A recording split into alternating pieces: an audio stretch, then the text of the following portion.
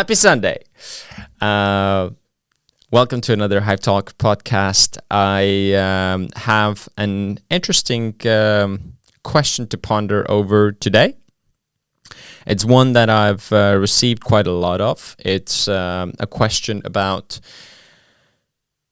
It's a question that I get a lot when I used to get a lot, at least. And I've heard it a couple times before now as well. So I've heard things like, if you really care about your family or friends so much, then you wouldn't need to have all these tools to, push yourself to remember or pay attention to them, which I guess is fair enough. I mean, I understand that logic. And there was one comment that I also heard, which was quite, it was said in a joking manner or in a in the context of a joke, saying that this seems something like that men need. And while it was said as a joke, I do think that there is I was thinking about it, and I think maybe there's a hint of truth in there, at least from my own life experience when I compare men and women in my life and how I see them handling their relationships. But taking these one by one. So if you forget someone, then you don't care about them. Or if you forget an important date, if you take them for granted, then you don't really care about them. I totally see the logic in that, and I think for sure if you're taking someone for granted there may be reasons for that, and every situation is different. But if you're taking someone for granted, then definitely you should figure out how to fix that, because it definitely doesn't feel nice if somebody's taking you for granted, and it's probably not making you yourself happy either if you're taking someone for granted, especially someone close to you. But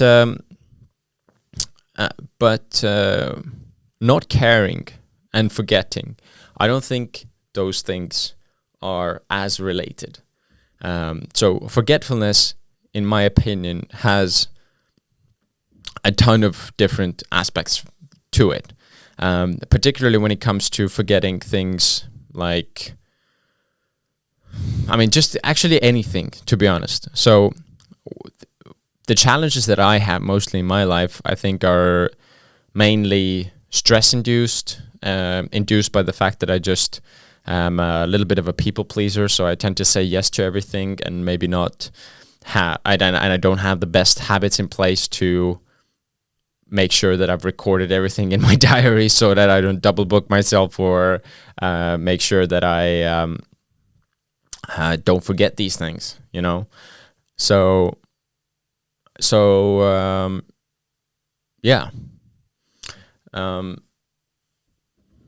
like for me personally,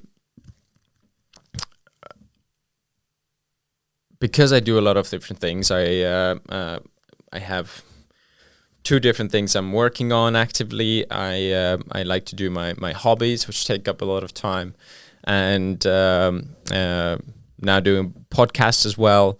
It's just a lot of things going on, and I like doing all these things, and I also like spending time with my friends and family. But it's easy to get overwhelmed at times, and when you get overwhelmed, when you're in this kind of stress emotion, then it's a lot easier to forget things. And personally, I feel like that's not me not caring about someone. That's literally just a situation induced response to stress, basically. So, but the challenge there, or to challenge that train of thought that I just had, you could easily argue that if you truly cared about these people, if you cared about your family and whatever, and friends, you would not say yes to so many things. You would reduce the amount of activities that you have so that you could spend time with them, right? So you could argue that I am lying when I say that I value that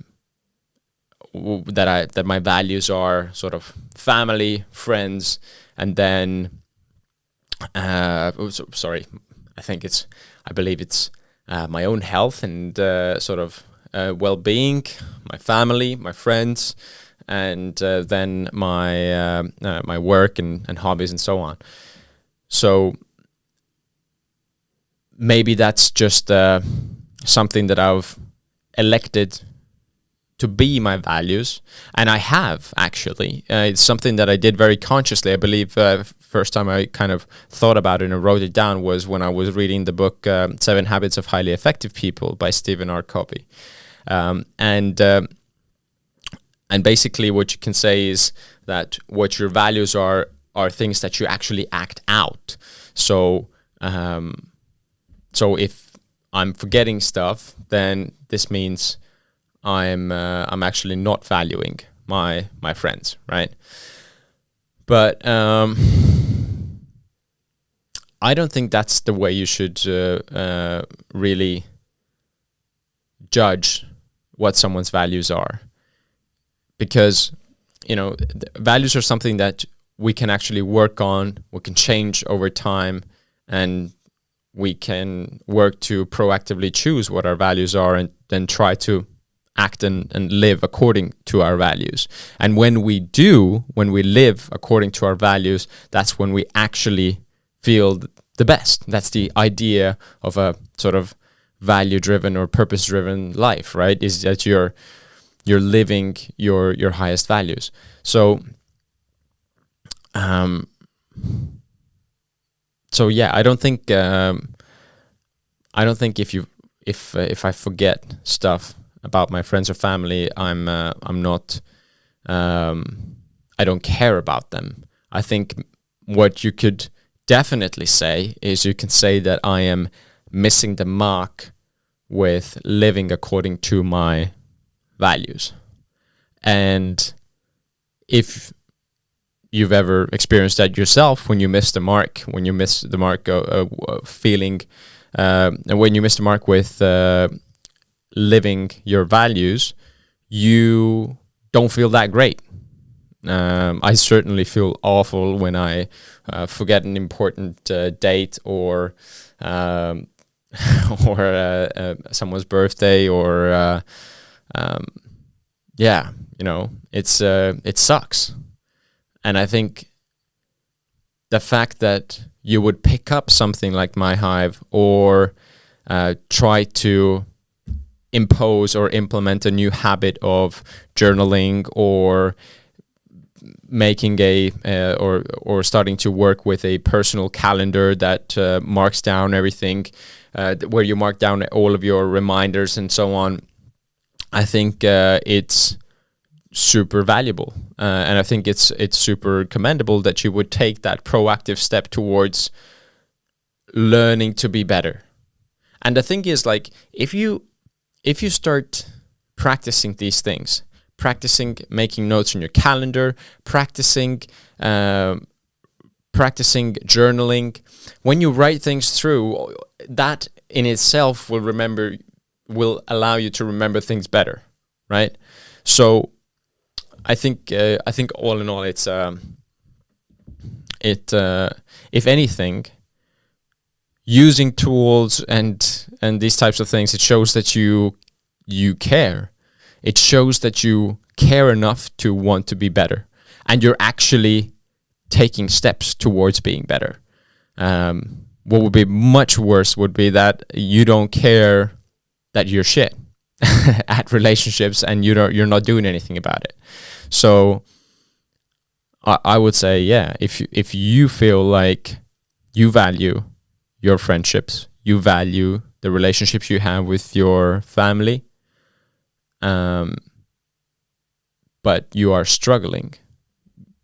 Maybe you're struggling with remembering. Maybe you're struggling with coming up with ideas to do, or whatever. You're trying to reconnect. Then find whatever tool works for you. maybe all you need is a calendar. Maybe all you need is a simple reminder. Just a simple daily reminder that would say, whatever. A lot of people practice thankfulness, right? What an awesome habit. You wake up every single day, and first thing in the morning, you're going through everything that you're grateful for. So you're grateful for your spouse, your family members, your friends, and it helps you align with your values, right? So taking those steps, starting to implement these new habits, new routines, absolutely brilliant, absolutely awesome. So I think that about covers that topic, going around in circles a little bit. But now coming back to the topic of the fun part of it seems like an app that men need. Probably this lady had maybe some experiences with men being particularly forgetful or uneventful or inspired when it came to organizing things or whatever. But personally, I mean, when I started to think about it, take my mom, for example. She is really great at noticing and just remembering all the tiny details that you guys have discussed at some point. And whenever she's doing a present, she always puts a lot of thought into it, and she always makes these amazing, thoughtful presents, organizes great get-togethers, and, you know, just has really good relationship skills. Or my older sister, she makes awesome, thoughtful presents. She organized so my mom's an art teacher, and she organized a painting with a glass of wine or whatever kind of an event. It's a service that is provided somewhere, and basically you go there and they were painting together as mother and daughter with a glass of wine, just having a great time, you know. So that's amazing, and she didn't need any app to remind her to do that, and pretty much every single year she's like, "Hey, Christmas is coming up. Wanna figure out what to give as presents to her mom and dad? Let's go. Let's do it together or whatever." So that stuff comes naturally to her, whereas me, I'm like, "Oh crap, it's Christmas," or "Shit, mom's birthday is in 3 days." That's good if I remember 3 days in advance. It's embarrassing, but that's the truth. That's what happens. Or literally, like, I might even forget my parents' birthdays at times. Like, you could ask me randomly, like, what's my father's birthday? And I'd be like, I might not know, or my mom's birthday. Now I'm pretty good. Like, I've had this situation in the past. Now I think I'm pretty sure that I remember. But it just goes to show that it's, you know, like, compared to at least the women in my life, I as a man am definitely worse at remembering things, noticing these little details, and so it's maybe there's a hint of truth in there. But then again, I mean, I know also women who are not that great at maybe organizing or building or developing relationships. So I think it really depends. There's a vast spectrum of personalities. There's definitely things, you know, similarities here and there. So, but I think ultimately what it comes down to is we all, regardless of how good you are at relationships, I think we could all benefit from spending more time with our inner circle. We could all benefit from having a deeper relationship with our family, having a deeper relationship with our partner. You know, I remember even I don't know if it was a psychologist or a therapist or someone who said, like, like to married couples, like you have, or you should have basically like a therapist at home, which is your partner. If you guys have a great relationship where you know that you can cover each other's backs and you can have a conversation about everything and share everything, all the good and the bad, then basically, you know, you can support each other. And that kind of trust comes through time spent together, challenges and difficulties experienced together that you guys go through. So in that sense, I think everyone can benefit from a tool such as my Hive will be. And as we've established, if anything, it shows that you care more. It shows that you care enough to proactively put in effort to change, to get better. And I think it's absolutely great if you decide to do that. So yeah, it's we're getting pretty close. We're aiming at October for launch. I hope we can make that happen and get the first iteration out. Have no idea which one of you will be our early adopters, but yeah, excited to get this thing going. Excited to learn with all of you guys. How can this thing provide even more value? Is it just events and gifts or activities and things to do together? Would you need any other support or anything else like that? We shall see. But it will be an exciting journey, and I hope to have every single one of you with us there. So let's go and build a world full of proactive, interdependent people working together towards the betterment of mankind. I'll see you there.